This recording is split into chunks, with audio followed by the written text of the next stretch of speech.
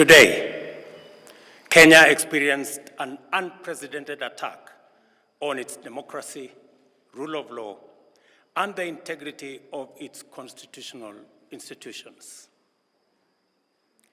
An otherwise legitimate expression of the fundamental rights and freedoms of assembly, demonstration, picketing, and petitioning of public authorities by a section of law-abiding citizens of the Republic of Kenya was infiltrated and hijacked by a group of organized criminals.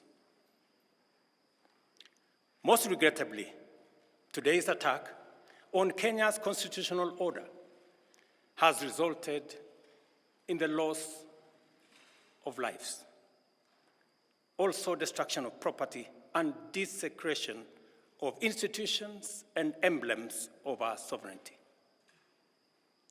Today's events mark a critical turning point on how we respond to grave threats to our national security.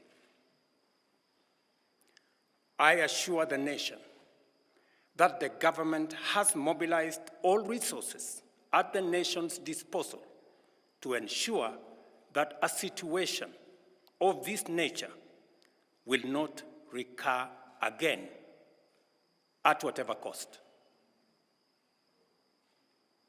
I thank our security officers who were on duty today for applying themselves to the best of their abilities in the defense of Kenya and its people.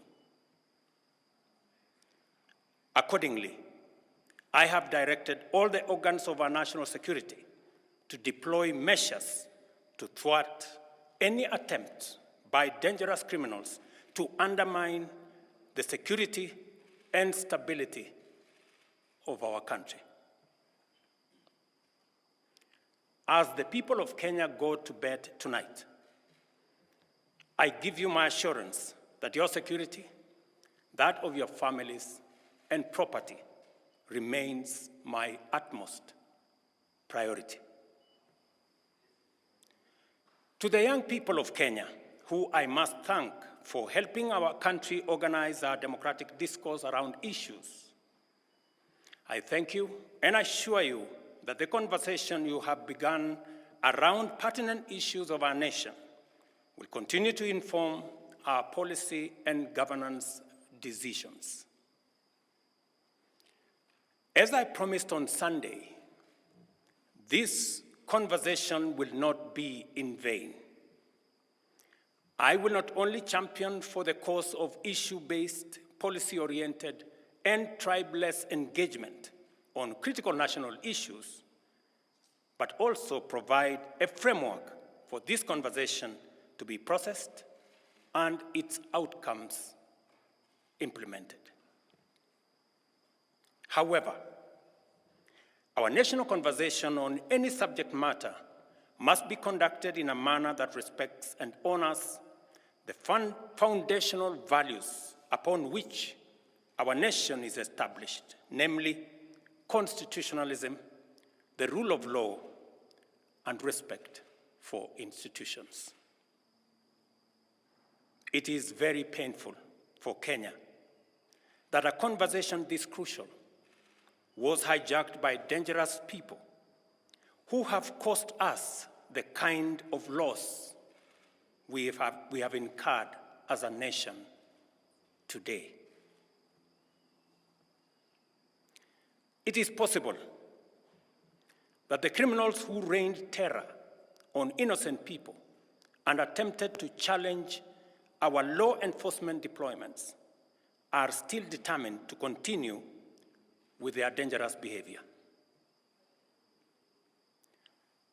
I assure the nation of the government's determination to fulfill its constitutional duty of protecting the people of Kenya against all forms of harm.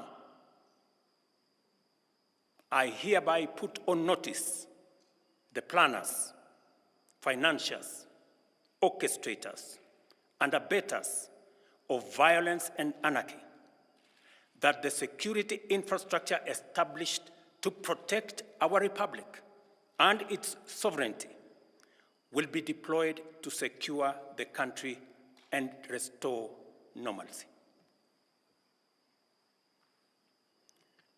It is not in order or even conceivable that criminals pretending to be peaceful protesters can rain terror against the people, their elected representatives, and the institutions established under our Constitution, and expect to go scot-free. We must isolate crime from democratic expression and separate criminals from people exercising the freedom of expression and divergent opinion.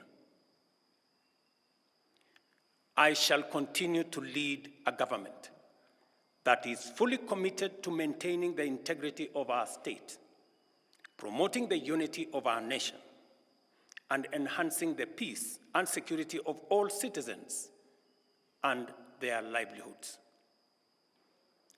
I am bound under sacred constitutional mandate to respect, uphold, and defend the Constitution of Kenya, which declares that all sovereign power belongs to the people, and that this power shall be exercised only in accordance with the Constitution.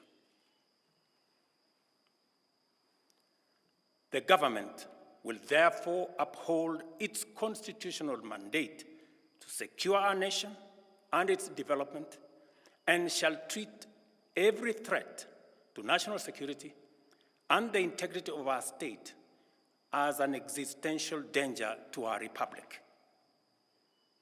Accordingly, I assure Kenyans that we shall provide a full, effective, and expeditious response to today's treasonous events. Thank you.